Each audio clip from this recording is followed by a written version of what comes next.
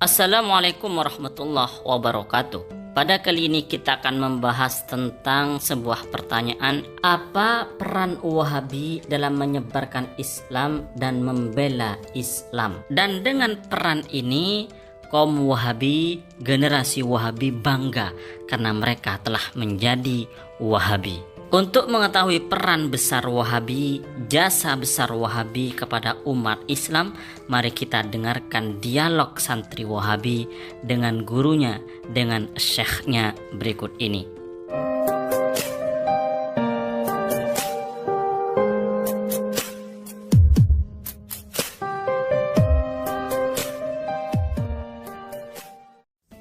Ada salah satu santri Wahabi bertanya kepada gurunya, bertanya kepada syekhnya, "Wahai syekh, apakah kita," maksudnya adalah Salafi alias Wahabi, "punya peran, punya jasa besar dalam membela dan menyebarkan Islam?"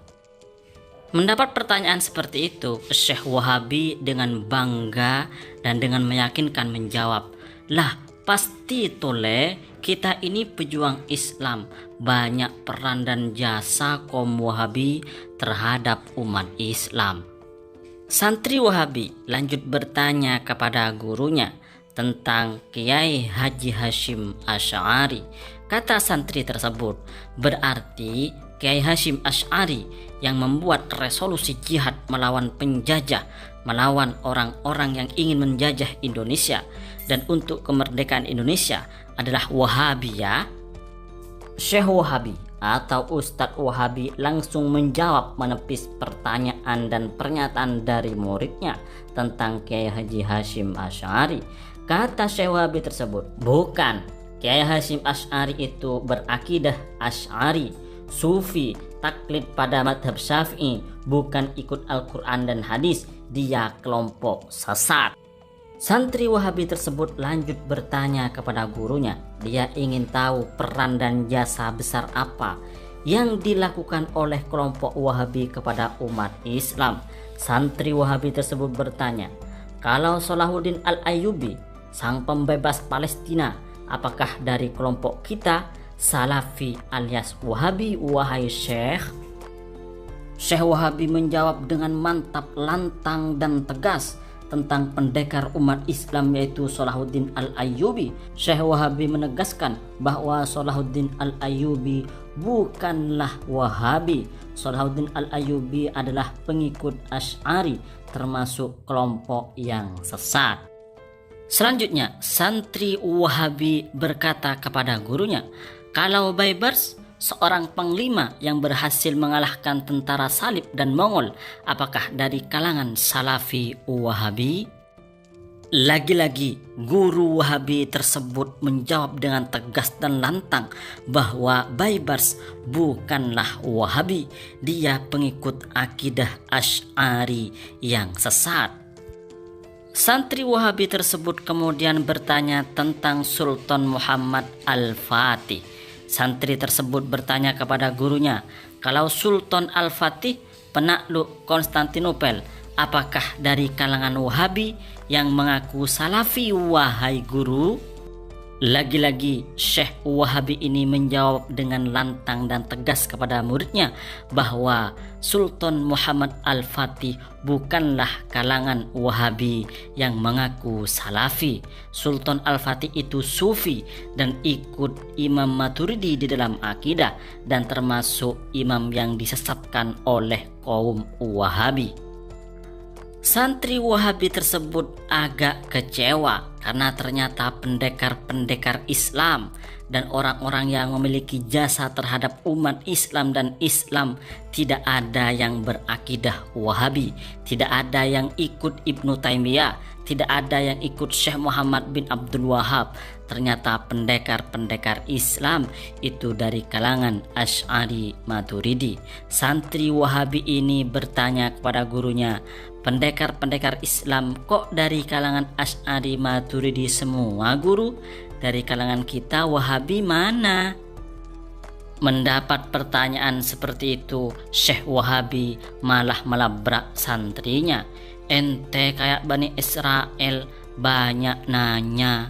Barangkali cerita ini hanya parodi, hanya jokes belaka, hanya dibuat-buat, tapi substansinya itu benar adanya, bahwa pendekar umat Islam, orang yang memiliki jasa besar terhadap Islam dan umat Islam adalah dari kalangan Asy'ari Maturidi, adalah orang-orang yang berakidah Ahlus Sunnah wal Jamaah, pengikut Asy'ari Maturidi, bukan pengikut Syekh Ibnu Taimiyah, bukan pengikut Syekh Muhammad bin Abdul Wahab, yakni bukan kalangan Wahabi. Tidak hanya pendekar-pendekar Islam dan orang-orang yang berjasa terhadap Islam dan umat Islam yang dari kalangan Asy'ari Maturidi, tetapi mayoritas ulama itu dari kalangan Asy'ari Maturidi, baik itu ulama fikih, ulama hadis, ulama tafsir, dan ulama-ulama lainnya. Ulama madhab fikih yang 4, mulai dari Syafi'iyah,